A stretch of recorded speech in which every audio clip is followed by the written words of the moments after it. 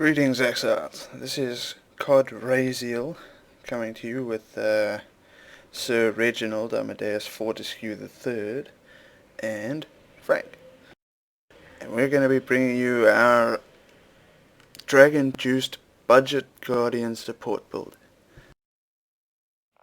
First off, let me tell you why you should be playing this build. It's much cheaper than the other Guardian Aura support builds because it doesn't utilize the Chevron's wrappings. And secondly, like with most Guardian builds, it's a great way to make yourself some friends.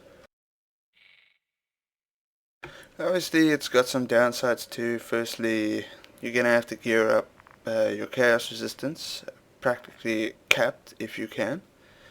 And as with all Guardians, you're going to require some sacrifice, since you can't just be logging out and leaving your team for dead. Right, let's get started with the passive tree.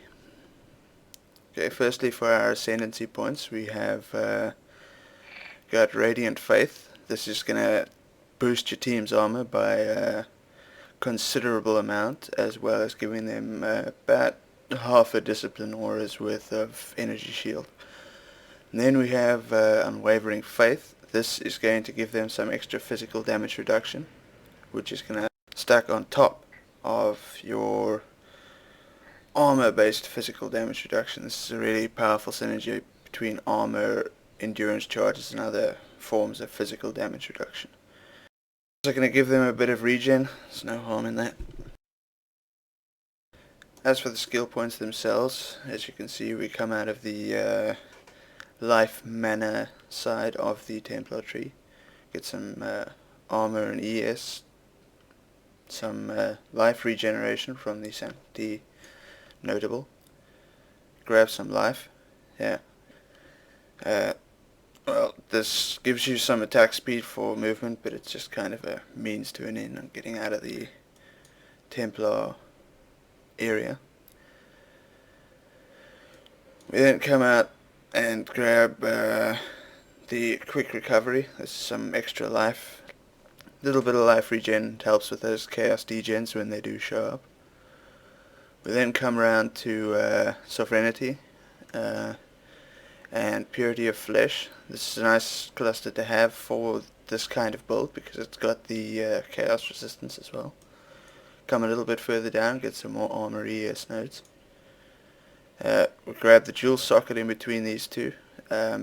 This can be used for a number of unique jewels, particularly in this case energy from within, just to balance my life and energy shield pools, as it were. You could also use it to increase your armor by adding an energized armor jewel instead. After that, we're coming down here to another jewel socket, because jewels. Grabbing Potency of Will to increase the duration of Vol Discipline and Vol Haste, to have this up as much as possible. Shaper, because it's in the way. We then come down and get the Scion Life Rectangle, and come through to Sentinel and over to Arcane Chemistry. Now the benefit of Arcane Chemistry is that it allows us to use our Dragon Juice 3 times as opposed to 2. And after that we come through the Energy Shield cluster by the Scion, going the short way.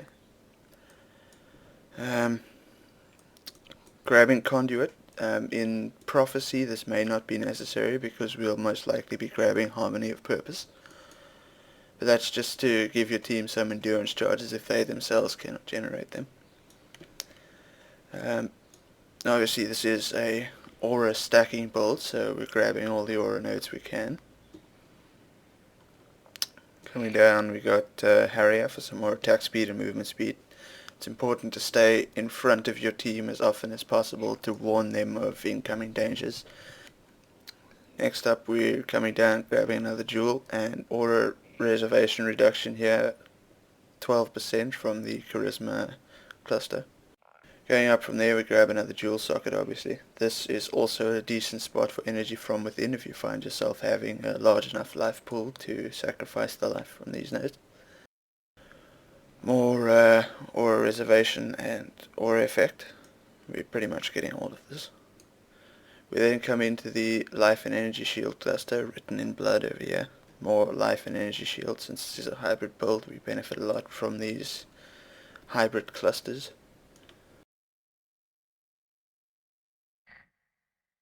And lastly, we're heading down here, in this variation of the build at least, to grab the champion of the cause, the final aura cluster, and also the golem's blood life nodes, which give us a little bit of extra regen. And that's the passive tree. For jewels in general, for the jewel slots wherein you're not using energy from within or any other unique jewel, what you want is a kind of life or energy shield plus some resistances you might need. Chaos resistance is nice on the jewels. Attack speed, obviously, to keep yourself moving ahead of the team. Now if we have a look at our defenses without any auras, you can see it's mediocre. So let's start activating our auras and see what happens. We have 25,000 armor, granting us 75% physical damage reduction. So let's move on to our gear. We have, starting from the weapon, probably the most variable part of the build. I am using the Advancing Fortress Gut Ripper. Now what this is going to do for us is it's going to give us some life, some energy shield, and some chance to block. All while also adding a fourth support to our whirling blades, that being Fortify. Next up, right now we're using the Vertex Val Mask. Now this is not 100% required. Instead of the Vertex, you can use any high energy shield helm with some chaos resistance. Maybe even some life or, intelligence, whatever the case may be, just a really nice helm. As far as our gear goes, this is going to be our number one slot for extra energy shield. Next up, we're using the Prism Guardian. This is one of the required uniques for this build, because this allows us to reserve half of our life with 3 auras, 3 pretty expensive auras, confirmed. You can see we've got our Determination, a 50% aura in there, our Discipline, which is a 35%, but that's in there because plus 2 levels. And then we've got our Haste aura, which is another 50% reserved. And as you can see, that is reserving a total of 2,658 of our 5,210 life, leaving us with 2,552 life. Worth noting that our final energy shield value has come to 6,024. That total pool is just over 8,500. Moving on to the gloves and boots, you want to get some chaos resistance on them, life and energy shield. Boots, same story, except you want some movement speed on these, because especially if you're using whirling blades is not nice for finding your perfect position inside a fight. I turned off my purity. Preferably a lot of life and chaos resistance on our rings, as well as some flat energy shield if we can manage it, as well as whatever resistances we can manage. For our amulet, we have a bunch of stats. Just got to make sure all of your auras are functional at level 20 or 21, depending on which you have. Life and % increased maximum energy shield. I would say these are the 2 most important stats on your amulet, because that % increased maximum energy shield outside a very expensive Elrion craft you can only get on amulets. Finally, we have the belt. Now the belt, so many nice stats you can get in the belt. Most importantly, chaos resistance, life, and reduced flask charges used. This is again to get our dragon juice or coruscating elixir up to 3 uses. And I'd safer to have 3 uses than 2. Then added some flat energy shield on my belt as well as some armor. Alright. And the reason we're not using the Chevron's wrappings, the Victorio's influence. Now, this reduces mana reservation of all the auras you have socketed in it, as well as linking them with generosity, which is both a positive and a negative, since we cannot put any auras in here that we want to use ourselves. It increases the radius of aura skills and the effect of aura skills. The radius goes up to 20%. The aura effect goes up to 15%, which is pretty amazing. It helps us get over 100% with our increased aura effectiveness, basically doubling the effect of anything that's in it. And then, as you can see, this is a +1 level of socketed gems Victoria's influence, which wasn't that difficult to make since we don't need to 6-link it, and the chest by itself is fairly cheap. Right, so let's just go over how to properly use the dragon juice. Okay, so since we don't have the regen, what I'm going to do when I'm in danger is I'm going to pop the coruscating elixir, and that's going to heal our energy shield nice and quickly. And then we're also going to activate our Panic Divine Life Flask of Grounding. So by doing this, see we've lost half our energy shield, we've popped the 2 flasks, and we're pretty much back at full. We can do this again, and we're back to full again. Basically, having a look at the coruscating elixir, we could see that first of all it has the chaos damage cannot bypass energy shield during effect, which is basically the Chevron's wrappings effect for the 4 seconds in which the flask is active. Now, while this may seem like the main focus of this idea, it's not. That's just a little added benefit that it has. Next up we have removes all but 1 life on use. So when we use it, we have 1 life, and then that slowly starts to regenerate. Not a perfect situation, but that's where our little solution comes in here, which is the Panic Divine Life Flask of probably not grounding. Grounding is not the best affix you could get. I would say the best affix you could get is staunching. So, if we activate our coruscating elixir, that will always without fail put us on low life. Then we can pop our Panic Divine Life Flask, which will heal us to full. Now, that's a pretty amazing synergy between these 2 flasks, and although it is annoying to have to use 2 flasks for our healing, it does make us a considerable amount more tanky. I've been in the center of some pretty big fights using the coruscating elixir when my Vol discipline was down. Obviously, if you're in an oh shit situation, you're going to use your oh shit button being the Vol discipline. But yes, coruscating elixir. It's not just some crappy unique.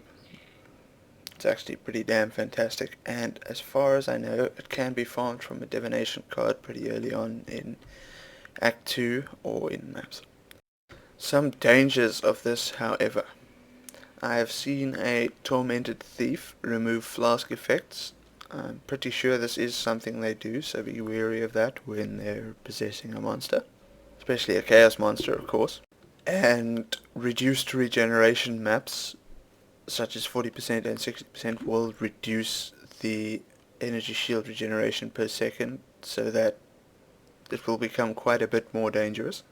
Although you can do the maps, you will have to be more careful. And the most careful you'll need to be is in the no regeneration maps. While the full healing effect of the flask will work, the flask will drop you to 1 life. If your coruscating elixir falls off, you will die instantly to chaos degenerations such as caustic arrow or poison bombs. So it's important to get yourself into the habit of pressing the coruscated elixir followed immediately by the Panic Divine Life Flask.